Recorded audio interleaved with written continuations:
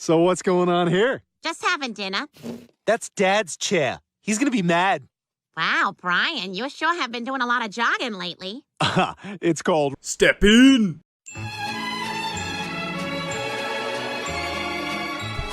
In today's guide, we are covering the topic, what should your first shoe be, picking the stats, picking the type, going over all the different variables, and helping you guys pick your first beginner shoe when starting the game Stepn.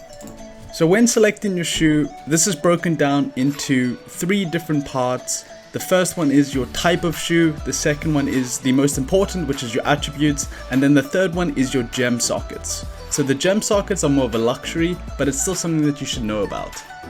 Slowest shoe is the walker, which then gets improved to a jogger, which then gets improved into a runner, and then finally there is a trainer, which is basically a combination of all 3 shoes combined. So with the training shoe, you earn money dependent on, it doesn't matter if you're walking or if you're sprinting, you will still be earning money. The main difference is that there's a price, and the way that the shoes are typically priced is that trainers are obviously the most expensive. So when you're picking your type, just remember that for walking shoes, it's from 1 to 6 kilometers an hour. For jogging, it's 4 to 10. For running, it's 8 to 20. And then a trainer is all 3 shoes combined, so 1 to 20. I'm going to start looking into the shop and I'm going to go with a running shoe. But for anyone that's starting this game, I always recommend joggers because joggers earn more than a walker, a little bit less than a runner, but it's so much easier to maintain. You can jog with them and you can walk with them on lazy days, and you can jog and run with them on like when you're feeling fit and active and you've got the time. So they're the perfect all-round shoe, perfect for your first shoe to begin with. And now let's get into the nitty-gritty of selecting. So now that we know what type of shoe we want, we have to then consider some other variables apart from the gem sockets and the attributes. And the next variables that we got to decide is we got to look at the floor price of the shoes. We also then have to look at them at level 9, because if the floor price of shoes at level 9 are cheaper than it would cost to upgrade your shoes to level 9, it's worth just buying level 9 shoes. The final variable that you guys should consider is whether or not you plan to mint in the future. So if you're planning to mint, it's very important that you buy a shoe that has a 0 or a 1 mint maximum. Most shoes on the floor price will be 2 mints, and that's because they've already been used for their cheap mints, and the expensive 3 and 4 mints are not done on the shoes. So typically what we do is we don't buy 0 and 1 mint shoes because you pay a premium price for just having the right to breed. But if that's something that you're planning to do in the future, it's a good idea to buy and invest in that like virgin shoe right now. So the first thing we should look at is the floor price of the different shoes. Okay, so back to the store, we're looking at the base cost and the floor price, which is the cheapest shoes right now for runners. So if we look at the base floor price, the floor price is about 13.1, maybe 13.2 Solana for a 2 mint level 5 shoe. If we were to go and then find a running shoe that is level 9, so when we look at level 9 running shoes, we can see that they're about 13.8, 13.7. So it's only a 0.5 sol difference, which is $25 US. But in terms of actually, if you bought a level 5 shoe and you leveled up to level 9, that is a 30 GST investment. And that 30 GST is 2 sol. Okay, so now let's get into the nitty gritty, and that's the attributes. So now that we know what type of shoe we want, and we've looked at the floor price for both 0 mint cost shoes, level 5 shoes with 2 mint, and then level 9 shoes, the next step is to look at the attributes. So when you look at the different attributes, there are 4 attributes in Stepn. It's efficiency, luck, comfort, and resistance. And whenever I give people advice, I always say get 15 out of 20. And what I mean by that is that for common shoes, the attributes are on a scale of 1 to 10. So the maximum statistics your shoes can be is a 40 out of 40.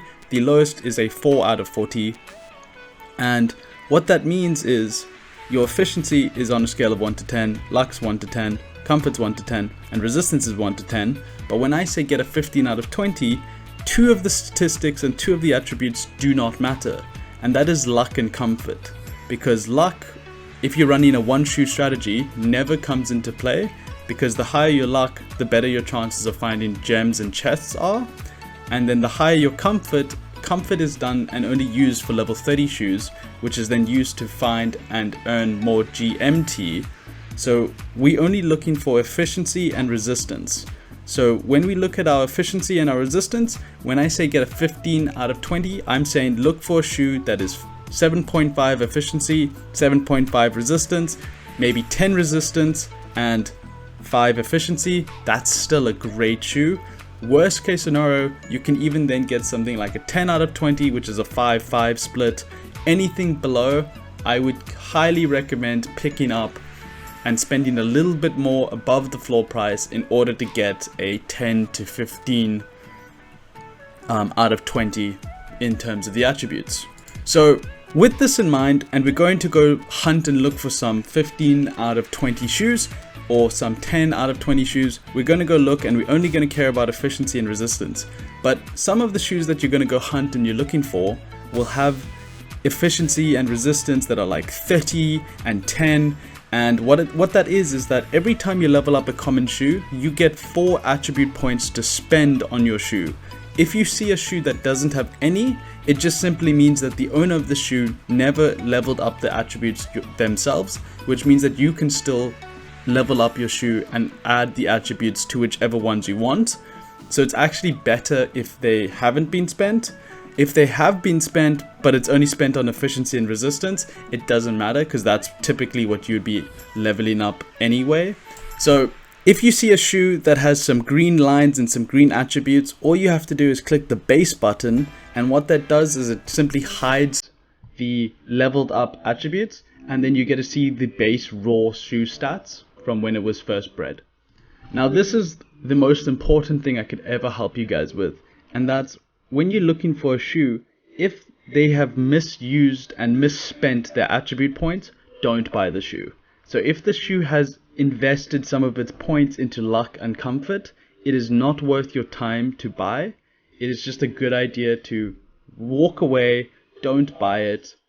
It's a waste of utility, and it will just mean that it'll take you a little bit longer to get your ROI back. It will take you longer to earn if you then had picked a better shoe. Okay, so just to summarize it, the first step is pick your type of shoe. Your type of shoe being running, jogging, or walking.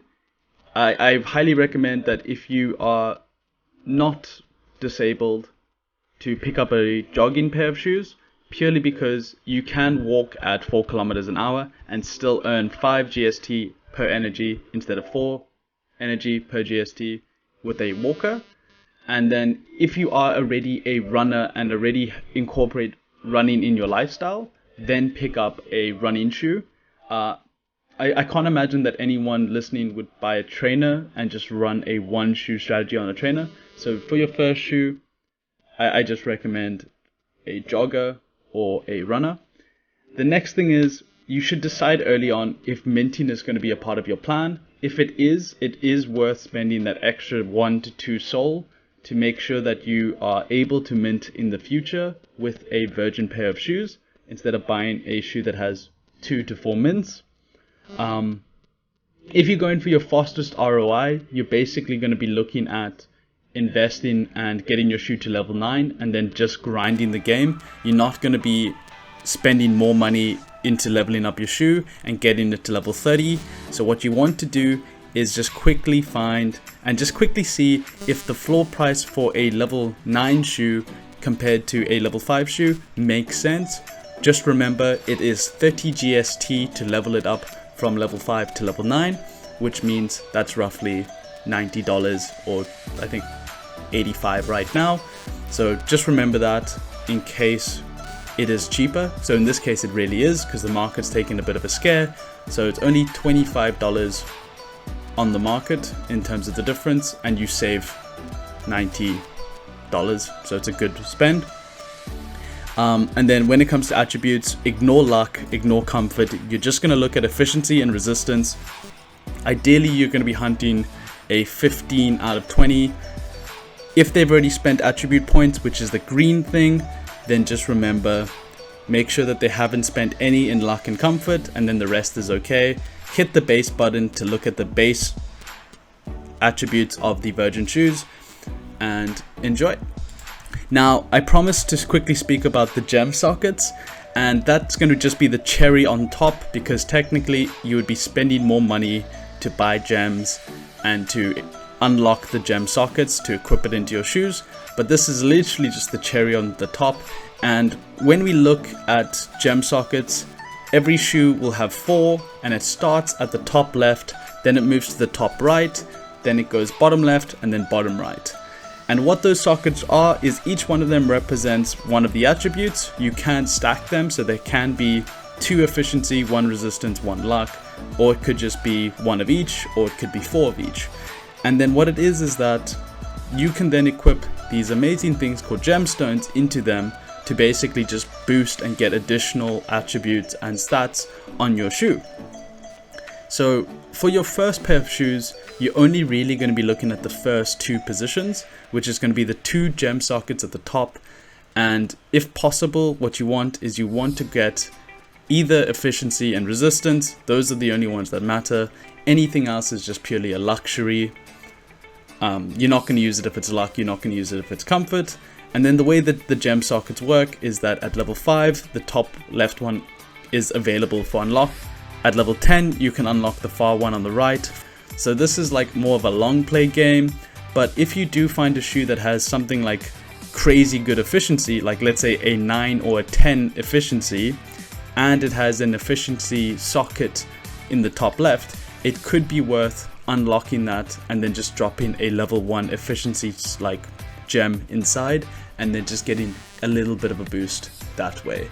But typically gems don't matter as much, especially if it's just a 1 shoe strategy. It matters more if you're running 9 shoes and you've got a ton of energy to burn through. Then squeezing out that extra 5% matters. If you've enjoyed this guide, please drop a like and a comment. If you're in need of a Stepn code, either join the Discord or just comment down below. I'll make sure that everyone has the opportunity to join this game.